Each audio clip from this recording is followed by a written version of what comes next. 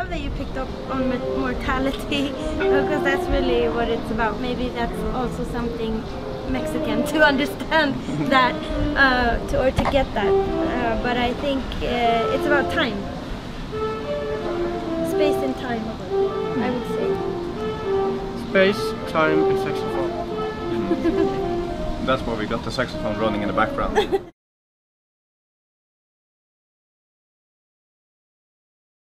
From what I can remember, we wanted the melody that is the verse to continue, but we didn't want to add more lyrics. And it goes like, and then a sort of a brass instrument would be a very nice sort of have the same vibe as your vocal in that song. So we started out with some samples of English horns, I believe it was, and it was nice, but it became really cold in a way, because we've never done anything like that before.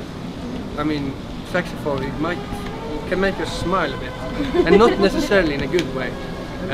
I mean, that's what we've done here, and on this collaboration, we do try out things that we haven't done before, so it doesn't end up as a Röyksopp release or a Robyn release. It is something else entirely.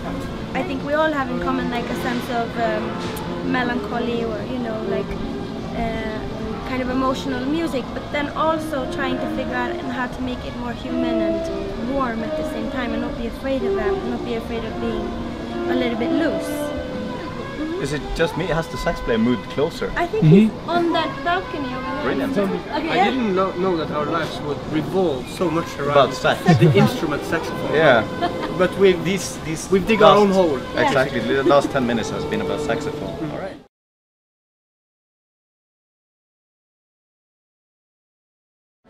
It's very tonally twisted. It's just, yeah.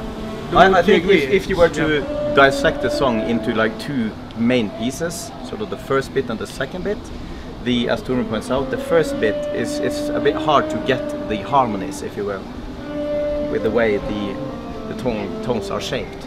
But it becomes obviously more concrete as soon as the bass line, the second bass line kicks in. It becomes more. It's like, okay, now I get it. Yeah, exactly. It's that kind of thing. So that might be the thing you're feeling. But I also think that there's something about repetition that does what you're talking about. That it's after a while, it's like it puts you in hopefully in a good state of mind where your focus narrows, maybe expands. But in one way, it's kind of the way repetition works is that it focuses you back on one point, and it's almost like some kind of meditation. I guess that's the fun thing I think about dance music.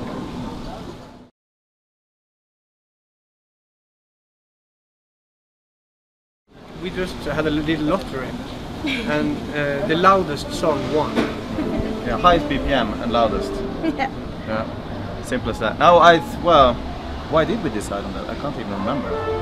I think it kind of chose itself. Yeah, I think it's the one. Yeah, it kind of chose itself, really. Yeah. But It Is Do It Again is probably a good way of connecting back to what we've done before together as well. Yeah, and also we like the idea that you picked on Monument being like a track that you like. We like the idea that people can sort of find those songs themselves. So Monument and Every Little Thing, which we're probably about to talk about later, are the tracks that we want people to kind of discover themselves. And I think Do It Again it sort of screams so much attention anyway, so we just had to sort of, okay, here it is, thank you. And it's Is it like a duel now? Two saxophones? Yeah. Having a fight? Should I bring up mine?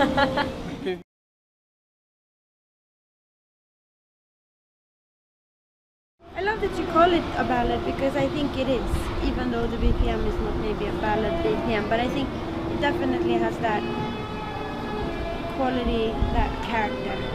Well, we obviously had when putting this album thing together, we wanted to some extent display the different sides of this collaboration. Collaboration,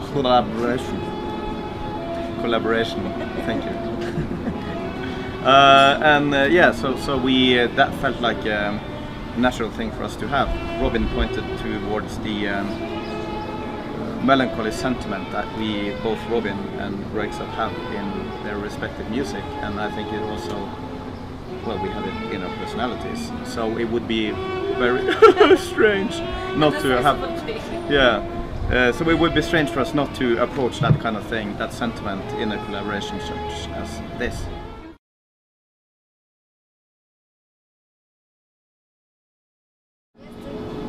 Well, we want it to be some sort of a, I'm going to use a very cheesy word here, but journey, I guess. You want it to be like, you know, if a DJ puts together a DJ set, you want it to go from A to Z or A and all the way.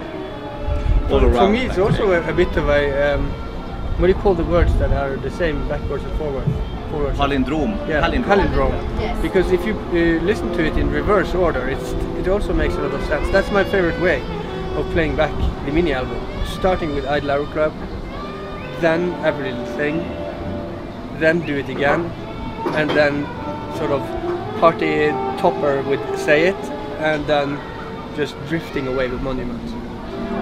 So that's a sort of, for the people who are really into it and want to do a new thing with it, recommend it.